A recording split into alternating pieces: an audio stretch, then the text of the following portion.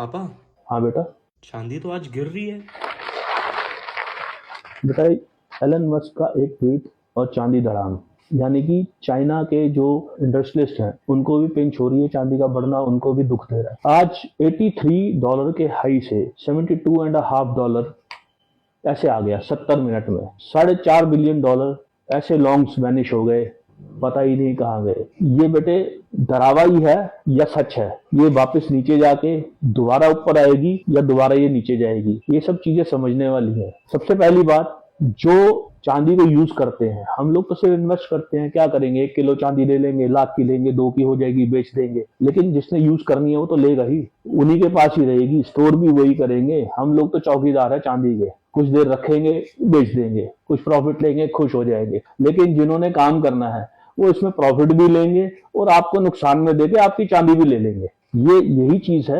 आज गिरी है, ये फिर रिबाउंड होगी, फिर गिरेगी। करेक्शन इसकी तब मानी जाएगी जब ये लगातार 2 दिन इसी तरह से गिरेगी, उसके बाद ये करेक्शन में आएगी। नहीं तो 5-7-10% की डाउनफॉल को हम यही मानेंगे कि ये प्रॉफिट बुकिंग है। ये स्ट्रॉन्ग हैंड्स पे जा रही है, वीक हैंड से निकल के। या जिसने लाख की लिया उसको 2 लाख में उसका पेट भर गया तो वो बेच गया, हम इसको ऐसे मानते हैं। अब ये डीप करेक्शन कैसे आएगी? ये डीप करेक्शन आएगी क्योंकि जितने भी इंडस्ट्रियलिस्ट हैं उनको पिंच हो रही है चांदी की। ये शूट अप प्राइस जो है उनको उनके काम में रुकावट डाल रहा है। कैसे रुकावट डाल रहा है?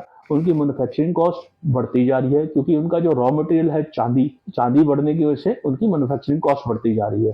अब जब कॉस्ट बढ़ेगी तो बट नेचुरल है बेटे, उनके प्रॉफिट एंड लॉस में भी फर्क आएगा। उनका प्रॉफिट कम होगा क्योंकि उनको जब महंगी खरीदेंगे तो उनकी चीजें महंगी होंगी, उनका प्रॉफिट उनको कम करना पड़ेगा। चीजें एकदम से महंगी नहीं हो जाती, तो उनको प्रॉफिट एंड लॉस में पिंच होगा। आगे फर्दर उनके ऑर्डर्स भी कम आने लग जाएंगे अगर वो रेट बढ़ाएंगे तो। आगे यूजेज जैसे भी है, किसी कस्टमर की आज जरूरत है, वो 4 दिन इंतजार करेगा, 6 दिन इंतजार करेगा, इस इंतजार में कि चल रेट सस्ते होंगे, तो उनके प्रोडक्ट भी कम बिकेंगे। तो इस तरह से उनके प्रॉफिट एंड लॉस में भी फर्क आएगा। अब चाइना जो है वो इस तरह से नहीं कर सकता कि वो अपना माल बना बना के स्टोर करता रहे। आज से कुछ साल पहले ऐसे ही कॉपर में भी हुआ था। चाइना ने स्टोर कर लिया, कॉपर का रेट डबल हो गया, और जैसे ही वो स्टोरेज की हुई कॉपर बाहर निकली, धड़ाम से कॉपर फ्लैट होकर पुराने रेटों पे आ गया। यही चांदी के साथ हाल होगा। ये चांदी को कुछ सट्टेबाज इंडिया के, चाइना के या कहीं के भी कुछ म्यूचुअल फंड, ETF वाले स्टोर करे जा रहे हैं अपना। जब इनका प्रॉफिट बुकिंग का टाइम आएगा,